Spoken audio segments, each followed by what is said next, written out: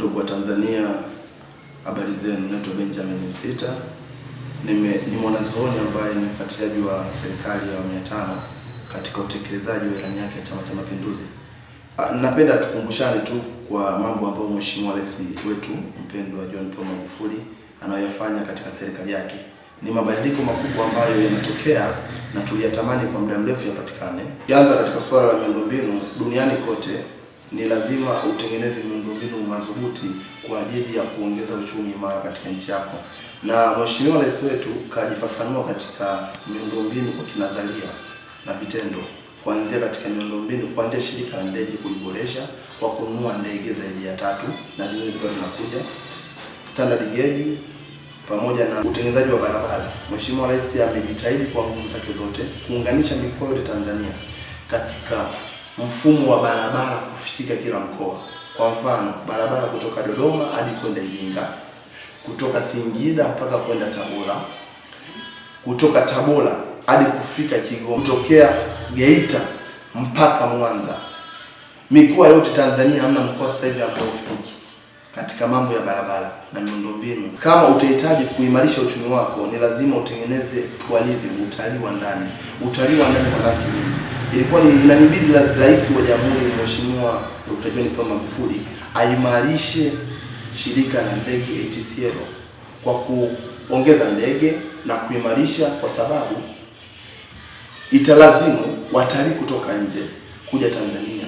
Na Tanzania kuna sekta mbili ambazo zinaingizia pato la taifa hela nyingi kuliko sekta zote. Kuna utalii na madini. Sasa tutaboreshaje utalii pasipokuwa na ndege zetu?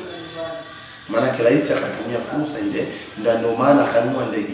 Ndege maana yake nini? Bombardier na Dreamliner. Maana yake hivi, kwa italazimu tupate hela nyingi kwenye utalii kupitia ndege zetu ili tuweze kuongeza fursa katika huduma ya afya, huduma ya elimu na kushughulikia masuala ya kiserikali. Kwa sababu hatuwezi kuona hela zinakuja afu tukashindwa kuzitumia zile hela vizuri katika uboreshaji wake. Na ilikuwa ni aibu kubwa kwa nchi yetu kama Tanzania kutokuwa na ndege. Cha kwanza ni Mheshimiwa Rais, tunampongeza kwa hilo, na ndio maana kila siku kama kauli yake tumuombeeni, tuendelee kumwombea, kwa sababu rais wa namna hii alihitajika apatikane zaidi ya miaka 10 iliyopita, lakini tumempata sasa hivi. Ni kama ni sehemu ya neema, na kulikuwa amna rais mwenye sifa ambazo kazalisha JPM Magufuli katika uchaguzi wa 2015, kuanzia kukabiliana na masuala ya ufisadi, kwa sababu katika mambo ya ufisadi, kupambana na rushwa, kwenye kupambana tu na rushwa tumekuwa zaidi ya bilioni 128. Kutokana na taarifa ya Mkuchika, waziri wa ofisi ya rais, kasema tumeokoa zaidi ya bilioni 128. Mtoka Ingereza Joseph Pombe Magufuli, Dr. Joseph Pombe Magufuli, hata shilingi 50 hajapotea. Manake nini? Manake rais huyu tulimtamani tumpate muda mrefu uliopita, lakini kwa sababu Mwenyezi Mungu ameona sasa hivi inastahili na ndio tumempata. Tumuombeni John Pombe Magufuli, rais wetu. Kitu kingine, rais huyu amejionyesha kwamba ni rais wa wanyonge, kwa sababu anashughulikia matatizo ya wananchi wa hali ya chini. Kivipi? Kutoka bajeti ya bilioni 31 katika sekta ya afya mpaka kufika bilioni 280. Maana ni mabadiliko makubwa, kuanzia upatikanaji wa dawa pamoja na huduma mbalimbali za hospitali. Lakini kuna baadhi ya watumishi ambao sio waaminifu kwa serikali, wanatumia nafasi hiyo kumkejeli rais na kuonesha watu wawe na chuki na Mheshimiwa Rais, kwa sababu unakuta dawa zipo, unaenda hospitalini unaambiwa dawa zimeisha au kanunue gloves. Kwa pesa kitule, naomba Mheshimiwa Rais wangu akisikia taarifa hii afanye ziara yoyote au watume watu wake wakafanya research. Zile tabia bado zipo, kanunue gloves, kanunue beseni, sijui kanunue nini, dawa zipo, hizi dawa zipo. Manake nini? Serikali kama imetoa hela hii nyingi, manake uhakika wa vitu ambavyo vitakuwa vipatikane mara 2 au mara 3 ya hela ambayo ilikuwa inapatikana mwanzo vihitajika vipatikane. Japokuwa tunajua katika afya kutoka bilioni 31 hadi 280 ni vitu vingi ambavyo vinakarabatiwa, kuanzia hospitali, kuongeza majengo, kuongeza nini, lakini uboreshaji najua wa dawa upo ni mkubwa, kwa sababu rais kaweka hela nyingi katika sekta ya afya. Pia tukija katika nidhamu serikalini, serikali ya JPM ni serikali ambayo imerudisha nidhamu kwa 99% serikalini. Zamani ulikuwa mtu unataka kupata huduma kama mahakamani, polisi, wapi, ilikuwa inajitahidi utumie hela nyingi ili upate haki yako.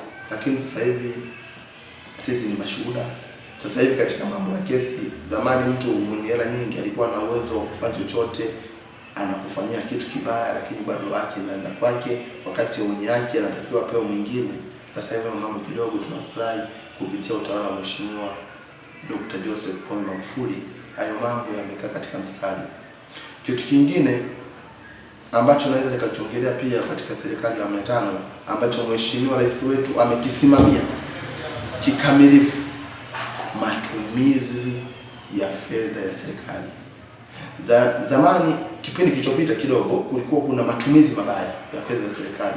Unakuta kuna kikao kinatakiwa kifanyike Tanzania, hoteli yoyote, lakini mtu anapanga safari iwe Urusi, iwe Marekani, iwe Uingereza, iwe Ujerumani kwa matumizi, ili mradi tu ajiandikie posho ya kusafiri kwenda na kurudi na hela ya kule zaidi ya milioni ngapi kadhaa. Hiyo kidogo ilikuwa hela za serikali zinatumika, inaitwa misuse of money of government. So kitu kama hicho ni lazima sisi kama wananchi ambao ni wanazuoni tunakiangalia kwa jicho pana sana, kwamba Mheshimiwa Rais wetu amedhibiti fedha ya serikali itumike katika mahala ambayo inastahili.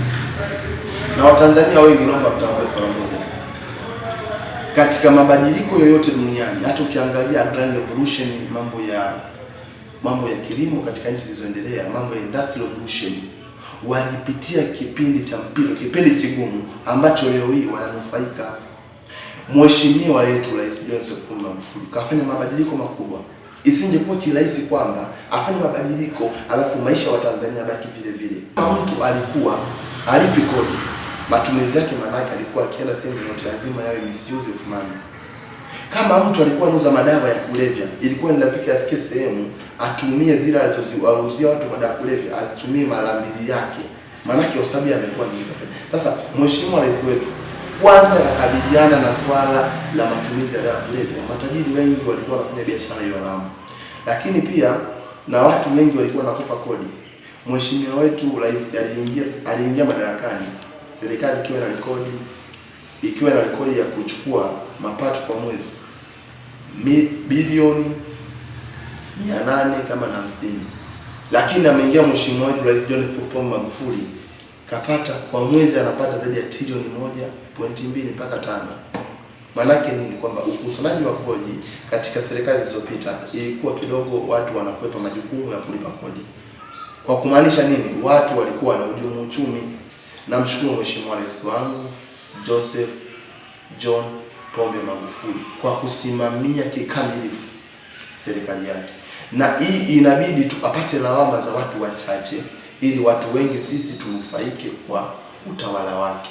Tunakushukuru Mheshimiwa Rais, tunakuombea kwa Mwenyezi Mungu uendelee kuisimamia serikali vilivyo, ili sisi matunda yako, hata kama sio sisi, ndugu jamaa na marafiki na wajukuu waje kuona kitu gani ulifanya katika taifa letu la Tanzania. Tunakushukuru, tunakuombea kwa Mwenyezi Mungu aendelee kukulinda na maadui ambao wapo tu wanatamani upate matatizo ili sisi hivyo vitu tunavyopata tusivipate. Nashukuru sana, Mwenyezi Mungu akubariki. Amen.